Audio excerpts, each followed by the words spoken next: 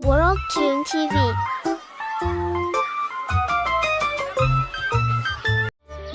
रंगों का त्योहार है होली।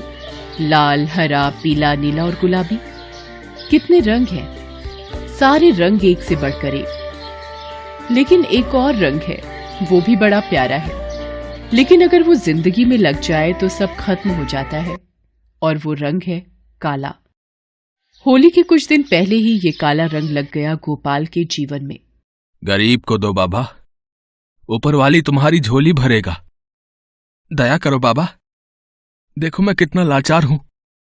मुझे थोड़ा दो बाबा, वो आपको बहुत देगा। तभी उसने देखा कि अचानक से एक गाड़ी उसकी तरफ पूरी स्पीड में आकर उसके पैरों पर चढ़ जाती है। वो जोर से चिल्लाता है।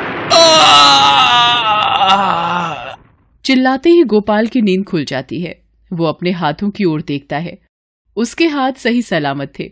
उसकी बेटी पूनम जो बगल में थी, वो भी उसकी आवाज से जाग जाती है और उससे पूछती है, बाबा, बाबा क्या हुआ बाबा? आप इस तरह चिल्लाए क्यों? कोई बुरा सपना देखा क्या? हाँ बेटा, बहुत बुरा सपना था, लेकिन कहीं ये सच ना हो जाए। ये कहानी है गोपाल ढोलकी और उसकी 10 साल की बेटी पूनम की। गोपाल ढोलकी एक बैंड पार्टी का हिस्सा था। शादी, ब्याह या पर्व त्योहारों में वो ढोल बजाया करता था। ढोल बजाने की कला में वो इतना माहिर था कि उसके ढोल बजाते ही लोग थिरकने लगते। बहुत डिमांड थी उसकी। वो अपना काम भी खूब मन लगाकर करता। एक बारात अपने घर से निकलने के लिए तैयार है। दूल्हा शेरवानी पहनकर तैयार बैठा है। तभी दूल्हे का बाप आता है। अरे भाई गोपाल, सभी तैयार हैं? अब किस बात की देरी? बजाओ अपना ढोल। गोपाल ढोल बजाना शुरू करता है। थोड़ी ही देर में सभी लोग उसकी तारीफ करके झूमने लगते हैं। गोपाल की डिमांड भले ही अधिक थी, लेकिन उसकी जेब में सिर्फ 70 रुपए की दिहाड़ी आती थी और उसी से उसका घर किसी तरह चलता। अक्सर शादी ब्याह में मिलने वाला खाना वो वहां ना खाकर घर ले जाता और अपनी बेटी पूनम के साथ बैठकर खाता। बाबा, ये वाली मिठाई तो बहुत स्वादिष्ट है। ऐसी मिठाई तो मैंने पहले कभी नहीं खाई। इसे क्या कहते हैं बाबा? अरे रसगुल्ला है ये। क्या बाबा, आपके लिए तो सारी मिठाइयाँ रसगुल्ला ही है। रसगुल्ला तो गोल होता है, ये तो ट्रायंगल के जैसा है। अब ये कौन सी मिठाई है? अरे बाबा, ये मिठाई नहीं, शेप का नाम है। स्कूल में गणित की मिस ने बताया था। गोपाल भले ही खुद एक रोटी खाता, लेकिन पूनम के लिए भरपेट खाने का इंतजाम जरूर करता। उसकी पढ़ाई पर भी वो पूरा जोर देता। पूनम भी पढ़ाई लिखाई में बहुत तेज थी। वो चाहता था कि बड़ी होकर पूनम डॉक्टरनी बने। उसे बड़ा अफसोस हुआ था जब अच्छे डॉक्टर की कमी के कारण उसकी पत्नी देवकी ने अस्पताल में दम तोड़ दिया था। कुछ दिन पहले की बात है। गोपाल एक शादी में ढोल बजा रहा था।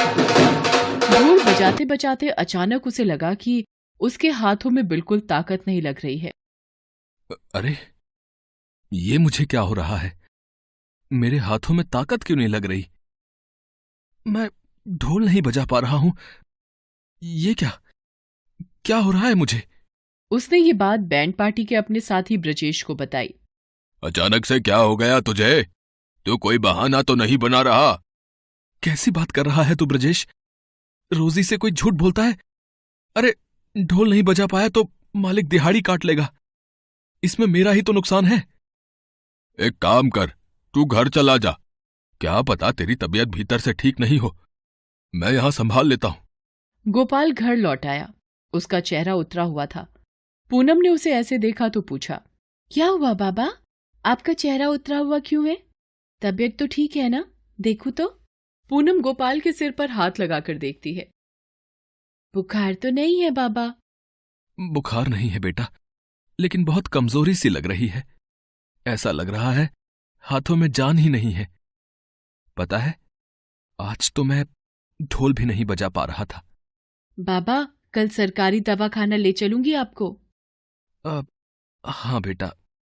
कुछ खाया तो नहीं होगा आपने? 2 रोटी सेक देती हूँ। अरे नहीं नहीं, भूख नहीं है, बस सोने का मन कर रहा है। दोनों सो गए। अगली सुबह जब गोपाल जगा तो हर सुबह की तरह पूनम नाश्ता बना रही थी। नाश्ता बनाकर ही वो स्कूल के लिए तैयार होती, लेकिन आज तो उसे स्कूल जाना नहीं था। इस बीच गोपाल ने पूनम को आवाज लगाई। पूनम, बेटा पूनम। पूनम भागती हुई अपने बाबा के पास आई। अरे बाबा, आप कब जागे? अब कैसी तबीयत है? बेटा, जरा मेरा ढोल उठा कर देना। अभी ढोल बजाओगे बाबा? पहले कुछ खा पी तो लीजिए।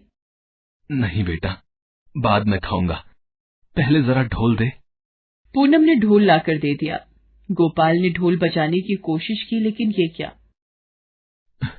बेटा, ये देखो ना, मेरे हाथों में क्या हो गया है। मैं इसे बजा नहीं पा रहा हूं, मेरे हाथ भी कांप रहे हैं। ये क्या हो गया मुझे? पूनम अपने पिता को लेकर अस्पताल गई। वहां डॉक्टर ने कहा कि इनकी दोनों हाथों की नसें सूख गई हैं, मांसपेशियां कमजोर हो गई हैं। इनका इलाज लंबा चलेगा, दवाई लगातार खानी पड़ेगी। कितना लंबा? 6 महीने भी लग सकते हैं, साल भर भी, या 2 साल भी।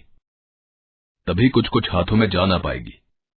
और हां, इस बीच तुम ढोल बजाने की बिल्कुल कोशिश मत करना, और ना ही कोई मेहनत का काम इससे करना, नहीं तो तुम ढोल कभी नहीं बजा पाओगे। ये सुनते ही गोपाल का सिर चकरा गया। वो वहीं रोने लगा। डॉक्टर साहब, ऐसा मत कहिए। अगर मैं ढोल नहीं बजा पाऊंगा तो अपना और अपनी बच्ची का पेट कैसे पालूंगा, उसे कैसे पढ़ा पाऊंगा? अरे, उसे डॉक्टर बनाना है मुझे। हिम्मत रखो, सब ठीक होगा। बस दवाइयां लंबे समय तक खानी पड़ेंगी। अस्पताल से बाहर दोनों बाप बेटी निकले। गोपाल बिल्कुल खामोश सा सड़क पर चला जा रहा था। उसके दिमाग में अपनी बेटी के भविष्य को लेकर कई प्रश्न आ रहे थे। 4 दिन ऐसे ही निकल गए। दिहाड़ी पर काम करने वाला 4 दिन घर बैठ जाए तो उसका सब कुछ बैठ जाता है। उसके चूल्हे की आग ठंडी हो जाती है। छोटे छोटे डिब्बों में रखा थोड़ा सा राशन खत्म होते होते बड़े सवाल पूछता है, और वो सवाल ये होता है कि कल क्या खाओगे। गोपाल के पास इन सवालों का एक ही जवाब था। उसी दिन वो अपना ढोल अपने हाथों में टांग इस सवाल का जवाब देने की तैयारी कर रहा था। ये क्या कर रहे हैं बाबा? आप भूल गए डॉक्टर ने क्या कहा था? बेटा, 2 दिन बाद होली है। घर में राशन के नाम पर सिर्फ नमक ही है। अगर डॉक्टर की बात सुनी तो भूखे मरने की नौबत आ जाएगी। नहीं बाबा, मैं आपको नहीं जाने दूंगी। आपको मेरे सिर की कसम, आप ढोल नहीं बजाएंगे। पूनम की कसम ने उसके पिता गोपाल के पांव रोक लिए, लेकिन पेट का सवाल तो अब भी खड़ा था। इसलिए उसने पूनम से कहा, मैं थोड़ी देर में आता हूँ। वो बाहर चले गए। इधर पूनम को समझ में नहीं आ रहा था कि वो क्या करे। जब उसे कुछ समझ में नहीं आता था तो पास के भगवान कृष्ण के मंदिर चली जाया करती थी। उस दिन भी वो वहां गई, लेकिन ये क्या, मंदिर के दरवाजे पर उसने अपने बाबा को भीख मांगते देखा। वो दौड़कर उनसे लिपट गई। ये क्या कर रहे हो पापा? चलो चलो यहाँ से। उस दिन पूनम ने एक बात ठान ली कि अब उसे ही कुछ करना है। रोटी और दवा दोनों का जिम्मा उसे उठाना होगा। और फिर 10 साल की नन्ही पूनम ने अपने बाबा का ढोल अपने कंधे पर टांगा और निकल गई रोटी के जुगाड़ में। जिस बैंड में उसके बाबा काम करते थे वो उनके पास गई, लेकिन कोई भी उसे साथ रखने को तैयार नहीं हुआ। सभी यही कहने लगे कि अरे, ये तो बहुत छोटी है, ये क्या बजाएगी ढोल? चलो जाओ यहाँ। वो उदास होकर लौट ही रही थी कि तभी गोपाल के दोस्त ब्रजेश ने बैंड मालिक से कहा कि एक बार उसे साथ ले जाने में क्या दिक्कत है, उसे जरूरत है। अभी होली के एक दिन पहले की बात है। एक सरकारी ऑफिस में होली का प्रोग्राम था। बैंड पार्टी को वहां जाना था। पहली बार पूनम भी उनके साथ गई। वहां इस छोटी सी ढोल वाली को देखकर सभी को लगा कि ये क्या बजाएगी ढोल। लेकिन जब उसने ढोल बजाना शुरू किया तो ऐसा बजाया कि सभी झूमने लगे। उस बेचारी के नन्हे हाथ थक भी रहे थे, उनमें दर्द भी हो रहा था, लेकिन वो रुके नहीं। वो ढोल पर पढ़ते रहे। उस कार्यक्रम में शहर के डीएम भी आए हुए थे। लड़की की इस प्रतिभा को देखकर वो उसके पास गए और कहा, बेटा, इतनी छोटी सी उम्र में तुम ये क्या कर रही हो? साहब, भीख मांगने से तो अच्छा है ना कि कुछ काम करके रोटी खाऊं। उसकी बात सुनकर डीएम साहब की आंखों में आंसू आ गए। उन्हें पूनम के पिता की सारी कहानी पता लगी। तब उन्होंने अधिकारियों को आदेश दिया कि इनके पिता के इलाज का सारा खर्च सरकार उठाएगी। यही नहीं, हर महीने कुछ राशन और 1000 रुपए इसे तब तक दिए जाएंगे जब तक कि गोपाल पूरी तरह स्वस्थ नहीं हो जाता।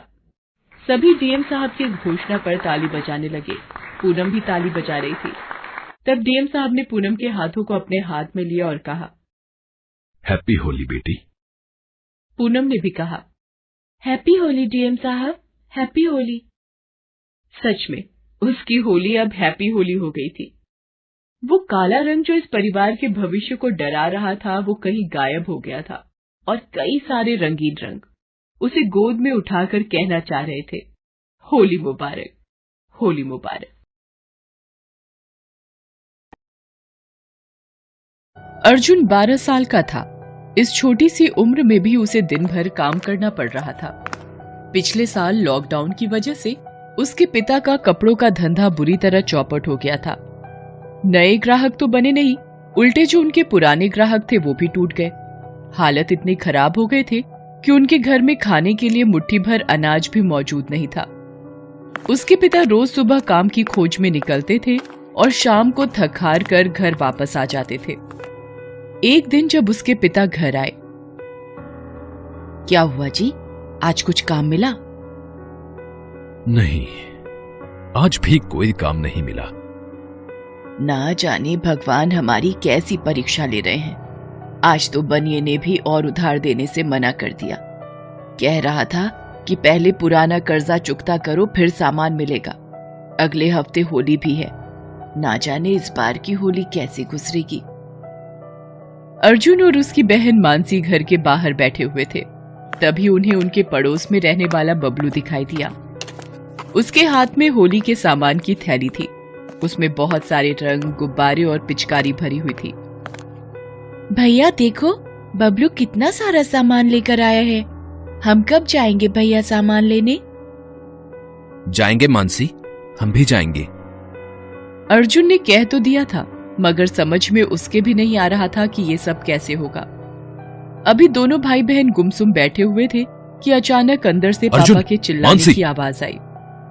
अर्जुन, मानसी, जल्दी अंदर आओ। देखो मम्मी को क्या हो गया है। दोनों भागकर अंदर गए। अंदर मम्मी बेहोश पड़ी थी। देखो मम्मी अचानक से बेहोश होकर गिर पड़ी है। तुम इसका ख्याल रखो, मैं जल्दी से डॉक्टर को लेकर आता हूं। थोड़ी देर बाद पापा डॉक्टर को लेकर आए। डॉक्टर ने मम्मी की जांच की और कहा, इन्हें खून की कमी है। सही से खाना पीना ना होने से ऐसा हो जाता है। मैं दवाई लिखकर दे देता हूं, आप मंगा लीजिएगा और इनके लिए फल लेते आइएगा। डॉक्टर के जाने के बाद पापा सोच में पड़ गए कि अब दवाइयों और फलों का इंतजाम कैसे होगा। तब तक मम्मी को भी होश आ गया। सारी बात जानकर वह बोली, एक तो पहले ही इतनी मुसीबत थी, ऊपर से मैं भी बोझ बनकर बैठ गई। नहीं मां, तुम बोझ नहीं हो। मैं करूंगा तुम्हारी दवाइयों का इंतजाम। पापा प्लीज मुझे रोकना मत, मैं कल ही किसी काम की खोज में जाऊंगा। पापा कुछ नहीं बोले। अगले दिन अर्जुन काम की तलाश में निकला। साहब कुछ काम मिलेगा? क्या काम कर सकता है तू? कुछ भी काम चलेगा साहब। तो फिर ठीक है, झाड़ू उठा और दुकान के सामने झाड़ू लगा दे और अंदर होली का सामान रखा हुआ है, उसे बाहर सजा दे। अर्जुन दिन भर मेहनत करके सारा काम करता है। जब दुकान बंद होने का समय होता है तो वह दुकानदार के पास जाता है और कहता है, साहब कुछ पैसे मिलेंगे? अरे अभी तो काम का एक ही दिन हुआ है और तुझे अभी पैसे चाहिए? कहीं नशा वशा तो नहीं करता है ना तू? नहीं साहब, घर में माँ बीमार है, उसके लिए दवाई और कुछ फल खरीदने हैं। दुकानदार को अर्जुन की बातों में सच्चाई नजर आई। वो उसे कुछ पैसे देते हुए बोला, ले ये कुछ पैसे हैं, ले जा और कल सुबह जल्दी आ जाना। होली के कारण ग्राहकों की भीड़ बढ़ती जा रही है। अर्जुन दवाइयाँ और फल खरीदकर घर जाता है। सामान देखकर माँ रोते हुए उसे गले लगा लेती हैं। उस दिन से अर्जुन काम करने लग जाता है। होली में अब सिर्फ 2 दिन बचे हुए थे। अर्जुन दुकान की साफ सफाई कर बाहर बैठा हुआ था। तभी उसे एक औरत की आवाज सुनाई दी। चोर चोर चोर, पकड़ो पकड़ो। अर्जुन ने देखा एक चोर उस औरत का पर्स लेकर भाग रहा था। अर्जुन ने आव देखा न ताव और उस चोर के पीछे दौड़ पड़ा। दौड़ते दौड़ते वो चोर के करीब पहुंच गया। चोर ने जब देखा कि एक लड़का उसके इतने करीब आ गया है तो उसने पर्स का एक भरपूर वार अर्जुन पर कर दिया। पर्स सीधा अर्जुन के सिर पर लगा। उसका सर फट गया, लेकिन फिर भी अर्जुन ने उसका पीछा करना नहीं छोड़ा। वो दौड़ते हुए चोर के पैरों से लिपट गया और उसे गिरा दिया। तब तक आसपास के लोग भी वहां आ गए और चोर को पकड़कर पुलिस के हवाले कर दिया। इधर अर्जुन की आंखों के सामने अंधेरा छा गया और वो बेहोश हो गया। अर्जुन को जब होश आया तो वो अस्पताल में था। लोगों ने उसे अस्पताल में भर्ती करवा दिया था, जहां डॉक्टर ने उसकी मरहम पट्टी कर दी थी। नाम पता लिखवाने के बाद उसकी छुट्टी कर दी गई। अगले दिन जब अर्जुन घर आया तब, भैया कल होली है, आपने तो कहा था हम भी होली का सामान खरीदेंगे। बोलो ना भैया, हम कब जाएंगे? अर्जुन की आंखों में आंसू आ गए। दुकान के मालिक से तो मैंने पैसे पहले ही ले लिए थे, माँ की दवाइयों के लिए। पापा के पास तो कुछ होगा नहीं, अब कहां से लाऊं इसके लिए होली का सामान? अब तू फिक्र मत कर, मैं तुझे होली का सामान जरूर दिलवाऊंगा, जरूर दिलवाऊंगा। अभी अर्जुन मानसी से ये बोल ही रहा था कि वहां एक कार आकर रुकी। उस कार से वही कल वाली औरत जिसका पर्स चोर लेकर भागा था वह निकली। उसके साथ उसके पति भी निकले। उसके हाथों में ढेर सारी थैलियां थी। आंटी, आप यहाँ कैसे? बताती हूँ, पहले अंदर तो चलो। वो औरत और उसका पति अर्जुन और मानसी के साथ अंदर आते हैं और अर्जुन के माता पिता से मिलते हैं। कल अर्जुन की वजह से हम बर्बाद होते होते बचे हैं। जिस पर्स को अर्जुन ने चोरी होने से बचाया है उसमें हमारी प्रॉपर्टी के कागज थे और मेरे कुछ गहने थे जिनकी कीमत 12-15 लाख थी। अगर वो चोरी हो जाते तो हम बर्बाद हो जाते। फिर उसके पति ने कहा, अर्जुन ने हमें बर्बाद होने से बचाया है, इसलिए हमारा भी उसके प्रति कुछ फर्ज बनता है। हम पहले अस्पताल गए थे, वहीं से आपके घर का पता मिला। ये लीजिए, इसमें कुछ कपड़े, फल और मिठाइयां हैं। लो बेटा, इसमें आप लोगों के लिए रंग और पिचकारी है। और भाई साहब, आप अपनी नौकरी की चिंता बिल्कुल मत कीजिए। इनके दोस्त की शुगर मिल में सुपरवाइजर की पोस्ट खाली है, वो नौकरी अब आपको ही मिलेगी। और आपकी पत्नी के इलाज की जिम्मेदारी भी अब हमारी। और अब से दुकान पर काम करना बंद। अब आप और आपकी बहन फिर से स्कूल जाएंगे। अर्जुन के पापा की आंखों में आंसू आ गए। आज उन्हें अपने बेटे पर गर्व महसूस हो रहा था। हो भी क्यों ना, आज ये सब कुछ तो उन्हें अपने बेटे की बदौलत ही मिला था। उधर अर्जुन भी बहुत खुश था। ये होली एक साथ इतनी सौगातें जो दे गई थी। कमला की 4 बहुएं, जिनमें से 2 बहुएं प्रीति और शीतल अमीर घर परिवार की थी, जबकि 2 बहुएं अनुराधा और कविता के मायके वाले गरीब थे। इसी कारण कमला अपनी बहुओं में फर्क रखती थी। माँ जी, ये देखना, कल होली पूजन पर ये साड़ी कैसी लगेगी? सुंदर तो है, पर वो उस दिन जो तुम्हारी मम्मी गुलाबी रंग की साड़ी जो होली के सामान के साथ दे गई थी वो बहुत सुंदर है। माँ जी, वैसे एक बात पूछूं, हम दोनों के घर से तो होली का सामान आ गया, अनुराधा और कविता के घर से कुछ नहीं आया। लगता है कि वो होली देने आएंगे भी या नहीं। अरे बहू, मेरी फूटी किस्मत है जो ये दोनों गरीब घर से आई हैं। अब तुम दोनों के घर से ही देख लो, कितनी गुजिया, शक्कर पारे, नमक पारे, ढेरों मिठाइयाँ, नगद रुपए, साड़ी, सूट सब कुछ आया है। पर मजाल है कि उनके घर से कुछ आ जाए, मुझे तो नहीं लगता। कोई बात नहीं माँ जी, आप हमारे घर का आया सामान खा लो। मम्मी ने शुद्ध देसी घी की गुजिया भेजी है। जीती रहो बहू, तुम दोनों बहुएं ही तो मेरा मान सम्मान बढ़ाती हो, वरना इन दोनों ने तो नाक कटवा कर रखी हुई है बिरादरी में। चलो, कल शाम को होली दहन भी है तो सारी तैयारी कर लेते हैं। तभी अनुराधा और कविता भी आ जाती हैं। माँ जी, ये सारा पूजा का सामान मैंने इस डिब्बे में रख दिया है, आप मुझे बता देना अलग अलग थालियों में कैसे लगाना है। कैसे क्या लगाना है? तुम दोनों खाली घूमती रहती हो। प्रीति और शीतल की भी थाली तुम ही तैयार करोगी, वो दोनों बेचारी तैयार होने में समय लगा देंगी। अब तुम दोनों के पास तो कोई साड़ी और अच्छे गहने हैं नहीं, तो तुम दोनों जल्दी तैयार हो जाना। अब बिरादरी के लोग मिलेंगे तो वो मेरी प्रीति बहू और शीतल बहू को ही देखेंगे। तुम दोनों पर किसी की नजर नहीं जाएगी। सबको पता है तुम्हारे मायके वाले इस बार भी होली पर कुछ नहीं देकर गए हैं। अपनी सास की कड़वी बातें सुनकर कविता और अनुराधा दोनों बहुत दुखी होती हैं और रसोई में जाकर काम में लग जाती हैं। कुछ देर बाद चारों बेटे जब घर आते हैं तो कविता का पति आशीष कहता है, माँ, मेरी कविता के मम्मी पापा से बात हुई थी, वो कल होली पर मिलने के लिए आ रहे हैं। अभी थोड़ी देर पहले अनुराधा की मम्मी का भी फोन आया था, वो भी होली पर कल मिलने के लिए आ रही हैं। अब त्योहार के मौके पर उसके मायके वाले घुस आएंगे। लाना तो उन्होंने कुछ है नहीं, ना उनके पास इतने पैसे हैं, खा पी कर चले जाएंगे। माँ, कौन सा रोज रोज कोई आता है, और वैसे भी अनुराधा के पापा नहीं आ रहे हैं, सिर्फ मम्मी और भाई ही आ रहा है। अपने दोनों देवर की बातें सुनकर प्रीति और शीतल मुंह बनाती हुई बात करने लगी। माँ जी, ये दोनों एक बात कान खोलकर सुन लें, हमें खुद भी बहुत काम होते हैं, इसीलिए हम होली पर रसोई में नहीं घुसे रहेंगे। खुद अपने आप जो बनाना है अपने घर वालों के लिए बना लेंगी, हमसे ना कहे कि हम इनका हाथ बटा दे। हाँ माँ जी, और अब हम दोनों के घर से तो कोई आ नहीं रहा है, होली का पहले ही सामान आ चुका है, तो हमारे घर से तो कोई आएगा नहीं, तो हम क्यों मेहनत करें, हम दोनों अपनी होली एंजॉय करेंगे। हम रसोई में चूल्हे के आगे खड़े होकर खुद को क्यों थकाएं। हाँ, तो कौन कह रहा है तुम दोनों को, अपने आप करेंगी ये दोनों रसोई में। तुम दोनों बिल्कुल भी रसोई में नहीं घुसोगी। और कान खोलकर सुन लो तुम दोनों, कविता, अनुराधा, दाल चावल के सिवा कुछ नहीं बनना चाहिए। इतनी महंगाई के जमाने में पूरी पकवान बनाने की कोई जरूरत नहीं है, थोड़ा बहुत बस घर के लिए ही बनेगा। कविता और अनुराधा इस बार भी चुप हो जाती हैं, वो कुछ नहीं बोलती। अगली सुबह छोटी होली थी। कविता और अनुराधा अपने अपने घर वालों के लिए रसोई में खाना बना रही थी। दोपहर के 12 बज रहे थे, पर अभी तक कविता और अनुराधा के घर से कोई भी नहीं आया था। अचानक प्रीति और शीतल के घर से उनके मम्मी पापा, भाई बहन और बहुत सारे रिश्तेदार आ जाते हैं। सबको एक साथ देखकर प्रीति और शीतल घबरा जाती हैं, क्योंकि उन्होंने तो रसोई में सुबह से कदम ही नहीं रखा था और अपनी सास के कहे अनुसार अनुराधा और कविता ने भी बहुत साधारण भोजन बनाया था।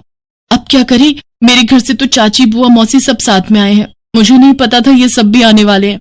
अब मैं मम्मी से इस बारे में कुछ नहीं कह सकती। मुझे भी कहाँ पता था कि मेरी दीदी और जीजाजी वगैरह भी मम्मी पापा के साथ आएंगे। मुझे तो उम्मीद ही नहीं थी कि ये लोग अचानक आ जाएंगे। एक बार माँ जी को बुलाते हैं। हाँ, कह तो तुम दोनों सही रही हो, अब जल्दी जल्दी ही कुछ बनाना पड़ेगा। कैसे करोगी देख लो तुम दोनों, बाजार से भी कितना मंगवाएंगे। तभी अनुराधा और कविता आ जाती हैं। माँ जी, आप चिंता मत करो, प्रीति भाभी और शीतल भाभी के साथ हम दोनों मिलकर काम करवा लेंगे, जल्दी हो जाएगा। मैंने आलू उबाले हुए हैं, मैं आलू के कटलेट और बेसन के पकौड़े बना लूंगी। और शीतल भाभी, उस दिन आपके घर से कचरी और पापड़ आए थे, वो ले आओ, फटाफट से हम एक तरफ तल लेते हैं। अनुराधा और कविता दोनों इतनी जल्दी जल्दी सारी तैयारियां करती हैं। प्रीति और शीतल देखती रह जाती हैं, पर वो दोनों बहुत लज्जित हो रही थी, क्योंकि अनुराधा और कविता के मम्मी पापा के आने का सुनकर वो दोनों बिल्कुल भी हेल्प करने नहीं आई थी और साधारण से दाल चावल ही बने थे। पर जैसे ही प्रीति और शीतल के घर से उनके रिश्तेदार आए, तो अनुराधा और कविता ने बिना सोचे समझे उनकी खातिरदारी में ढेरों पकवान बना दिए। आज उनकी सास कमला भी ये सब देख रही थी। होली के अवसर पर प्रीति और शीतल के घर वाले बहुत एंजॉय कर रहे थे। अनुराधा और कविता उनसे इतना घुल मिल गई थी मानो उनकी अपनी ही बेटियां हों। शाम के समय अनुराधा और कविता के भी घर से रिश्तेदार आ गए। प्रीति और शीतल ने जरा सा भी पल नहीं लगाया। अब वो भी अनुराधा और कविता के मम्मी पापा की बहुत रिस्पेक्ट कर रही थी। अनुराधा और कविता के मम्मी पापा होली का ढेर सारा सामान लाए थे। सब खुशी खुशी विदा होते हैं। प्रीति, शीतल, अनुराधा, कविता कहाँ हो? होलिका दहन की पूजा में जाना है, शाम के 6 बज रहे हैं। अरे वाह, अनुराधा और कविता की साड़ी तो बहुत सुंदर लग रही है। माँ जी, ये साड़ियाँ प्रीति भाभी और शीतल भाभी ने हमें होली के त्योहार का उपहार दिया है। माँ जी, ये देखिए हमारे गले के ये सुंदर हार, ये हमें अनुराधा और कविता के मम्मी पापा दे गए थे। सचमुच मेरी चारों बहुएं हीरा हैं, ये आज मुझे पता चला। और मेल जोल में कितना प्यार छुपा है ये मुझे नहीं पता था। होली तो आपस में मिलने जुलने का त्योहार है। मैं गलत थी, मेरी चारों बहुएं दिल से बहुत अमीर हैं। जीती रहो। सब बहुएं मिलकर होली का पूजन करती हैं। अगले दिन रंगों का त्योहार था। सब मिलकर खुशी खुशी होली के त्योहार को मनाते हैं।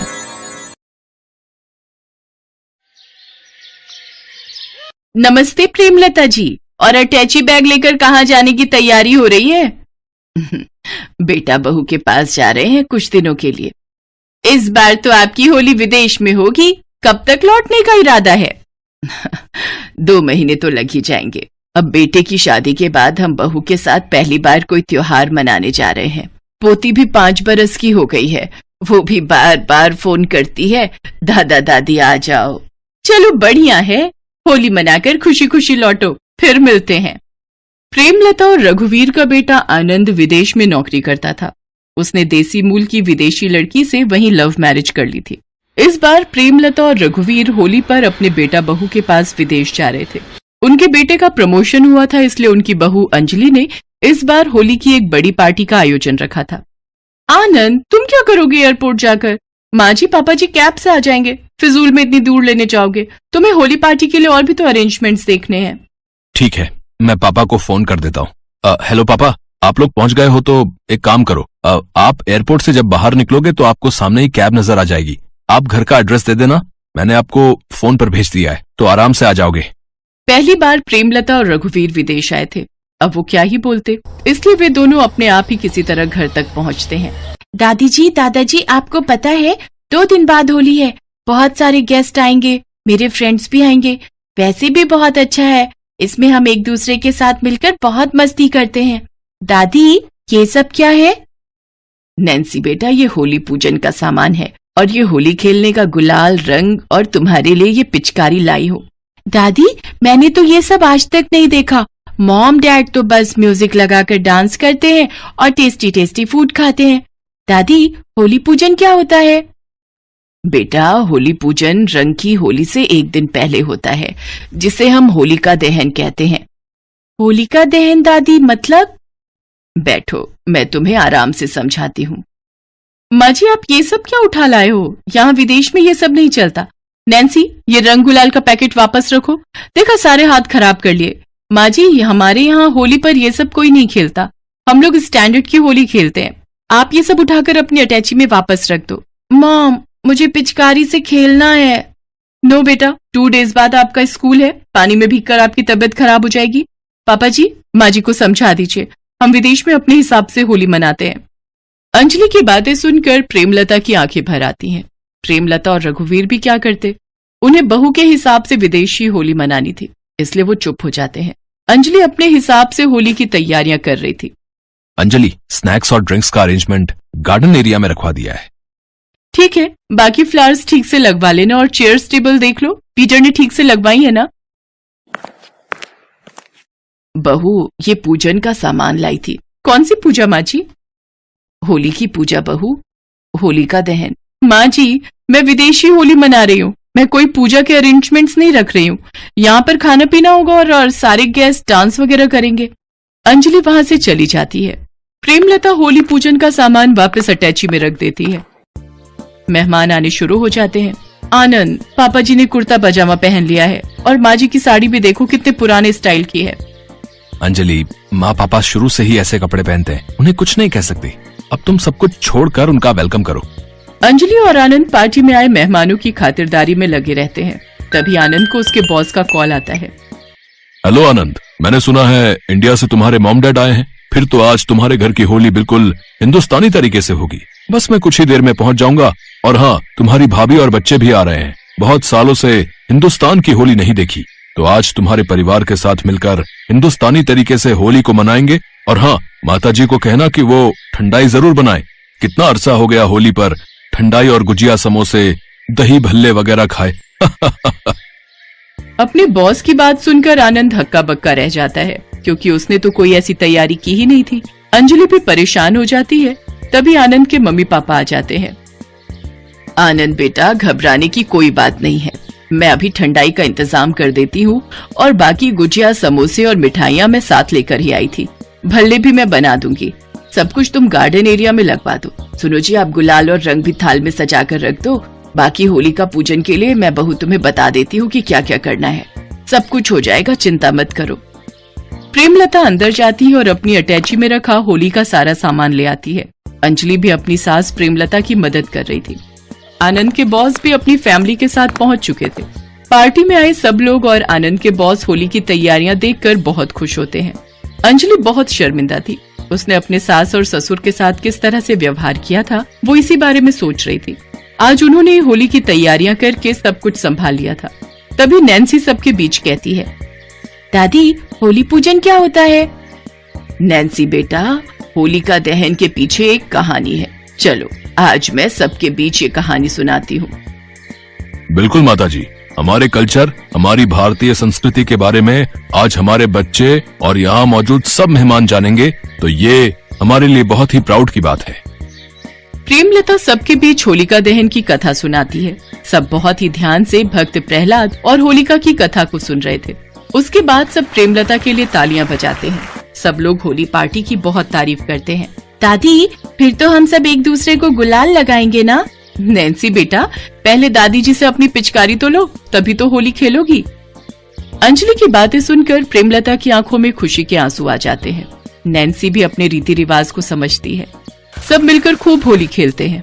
आनंद के बॉस भी होली को एंजॉय करके अपनी फैमिली के साथ खुशी खुशी वापस लौटते हैं। कुछ दिन विदेश में रहकर प्रेमलता और रघुवीर खुशी खुशी इंडिया वापस लौट आते हैं।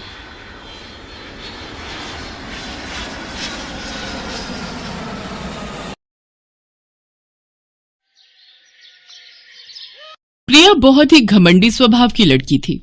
वो हमेशा अपनी क्लास की लड़कियों की इंसल्ट करती रहती थी, जिस कारण बहुत सी लड़कियां उससे बात करना पसंद नहीं करती थी। एक दिन उसके क्लास में खुशी नाम की एक गरीब लड़की का एडमिशन हुआ। खुशी की मम्मी लोगों के घरों में काम करती थी। ये बात प्रिया जानती थी, इसलिए वो खुशी का मजाक बनाने लगी। ए खुशी, इधर आ, वो मेरा पेन गिरा हुआ है, उठा कर दे। रहने दे खुशी, ये प्रिया हम सबको ऐसे ही तंग करती है, बहुत घमंडी है ये, तू इससे बात मत करना। कोई बात नहीं पिंकी, तू रुक, मैं आती हूँ।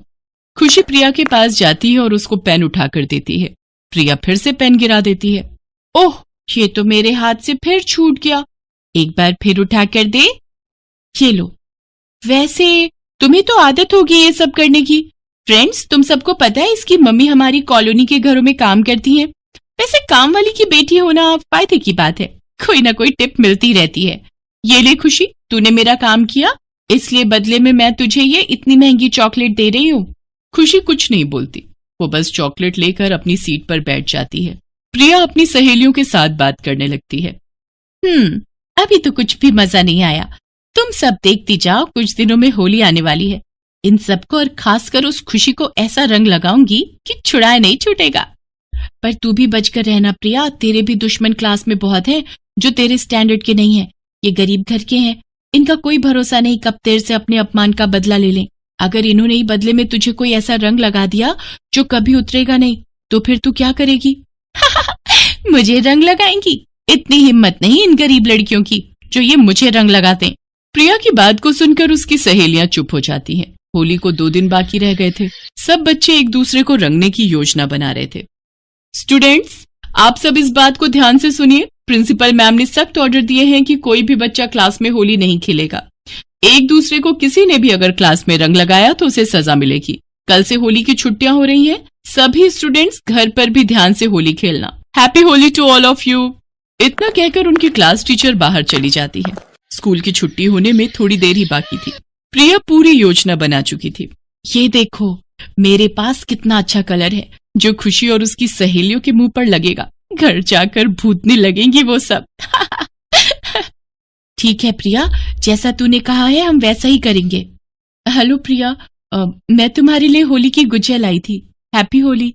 फिर तो हम लोगों की छुट्टी हो जाएगी तो होली पर मिल नहीं पाएंगे, इसलिए मैं तुम्हें भी खिलाने के लिए ले आई। मैंने सब बच्चों को दे दी है। छी छी, मैं नहीं खाती तुम्हारे घर की गुजिया। पता नहीं तुम गरीब लोग कैसी गुजिया बनाते हो। हमारे घर तो स्टैंडर्ड की बढ़िया हलवाई की दुकान की गुजिया आती है, हम वही खाते हैं। चल जाए यहाँ से, नहीं खानी मुझे। बड़ी आई हैप्पी होली कहने वाली। यार प्रिया, तुमने अभी उस पर रंग क्यों नहीं डाला? अभी हमारे पास अच्छा मौका था। नहीं, स्कूल में नहीं, यहाँ मजा नहीं आएगा। स्कूल के गेट से बाहर निकलने दे, इसे पकड़ कर रंग देंगे। खुशी उदास चेहरे से क्लास में आने लगती है। तभी वो अपने साथ की कुछ लड़कियों को बात करते हुए देख लेती है। ये देखो, ये गोबर मैंने इस थैली में भरा हुआ है। प्रिया को अब बहाने से छत पर बुलाकर ये गोबर उसके मुंह पर मार देंगे और छत की कुंडी लगाकर नीचे भाग आएंगे। हाँ, ये ठीक रहेगा। बहुत इतराती फिरती है, हमारी इतनी इंसल्ट करती है सबके सामने। अरे हम इसकी तरह पैसे वाले नहीं है तो क्या ये हमारी इंसल्ट करती रहेगी? आगे से मजा चखा कर ही रहेंगे। बहाने से प्रिया को छत पर लेकर चलते हैं। पर हम प्रिया को छत पर लेकर कैसे जाएंगे? अरे उसकी चमची है ना नितिका, उसको मैंने पटा लिया है। वो भी प्रिया को पसंद नहीं करती, इसलिए वो साथ देने के लिए तैयार हो गई है। आज खेलेंगे हम हैप्पी होली, वो भी गोबर वाली। खुशी उनकी सारी बात सुन चुकी थी। वो प्रिया को बताने के लिए जाती है, पर प्रिया तो उसे कहीं दिख ही नहीं रही थी, क्योंकि प्रिया खुद ही खुशी को रंगने के लिए बोतल में रंग तैयार कर रही थी। तभी नितिका बहाने से उसे छत पर चलने के लिए कहती है। प्रिया, छत पर चलते हैं, नीचे अगर मैम ने देख लिया तो बहुत गुस्सा करेंगी। ओके, चल फिर ये रंग पकड़। नितिका प्रिया को लेकर छत पर जाती है। पीछे से वो लड़कियां भी पहुंच जाती हैं और अचानक से सब मिलकर प्रिया के मुंह पर गोबर मलने लगती हैं। छोड़ो मुझे, क्या कर रही हो? कोई बचाओ, बचाओ मुझे। बड़ी आई थी अमीरी का घमंड करने वाली, हमें तो कुछ समझती ही नहीं। अब देख तेरे मुंह पर ये गोबर और ये रंग मल देंगे, फिर करते रहना सबको हैप्पी होली। अब छुट्टी हो चुकी है, कोई ऊपर नहीं आएगा। तभी खुशी वहां आ जाती है और सबको हटाकर प्रिया को बचाने लगती है। हटो सब यहाँ से, हटो। गार्ड भैया देखो, इनको डांट लगाओ। अरे चलो सब नीचे आ जाओ, छुट्टी हो गई है। अरे मुझे छत का ताला लगाना है, जाओ यहाँ से। और ये सब क्या कर रहे हो? ये गोबर, अरे बताओ अभी मैम को, भागो यहाँ से, चलो। सारी लड़कियां डर कर नीचे आ जाती हैं। प्रिया की आंखों में आंसू थे, वो बहुत रो रही थी। खुशी उसे गले से लगाकर चुप कराती है। प्रिया देखो, कुछ भी नहीं हुआ, तुम्हारे मुंह पर गोबर और रंग नहीं लगा। मुझे पता था ये सब तुम्हारे मुंह पर गोबर मलने वाली हैं। तू जिस प्रिया का साथ दे रही है ना, वो ये रंग देख रही है जो बोतल में भरा हुआ है, तेरे मुंह पर लगाने के लिए ही तैयार कर रही थी। आज तूने इसे बचाकर बहुत बड़ी गलती की है। जरूरी नहीं कि कोई हमारे साथ गलत करे तो हम उसके साथ गलत ही करें। प्रिया के साथ तुम सब जो भी करने वाली थी वो सरासर गलत था, और मैं गलत का साथ कभी नहीं देती। चलो चलो, हमें क्या, इसे समझाना बेकार है। थैंक यू खुशी, मैं तुम्हारे साथ कितना गलत करती आई हूँ, पर आज तुमने फिर भी मेरी मदद की। थैंक यू सो मच, तुम बहुत अच्छी हो। प्रिया और खुशी गले लग जाती हैं। घर जाकर प्रिया ये बात अपने मम्मी पापा को बताती है और आगे से कभी भी ऐसी कोई गलती ना करने का भी प्रॉमिस वो अपने आप से करती है। प्रिया होली खेलने के लिए उसके घर गई। वहां उसने खुशी की मम्मी के हाथ की बनी गुजिया खाई। ये देखकर खुशी के मम्मी और पापा भी बहुत खुश होते हैं। प्रिया अपने मम्मी पापा और खुशी की फैमिली के साथ मिलकर होली मनाती है। ये सच है, भले ही अमीर हो या गरीब, होली एक ऐसा त्योहार है जिसमें सब रंग मिलकर एक हो जाते हैं।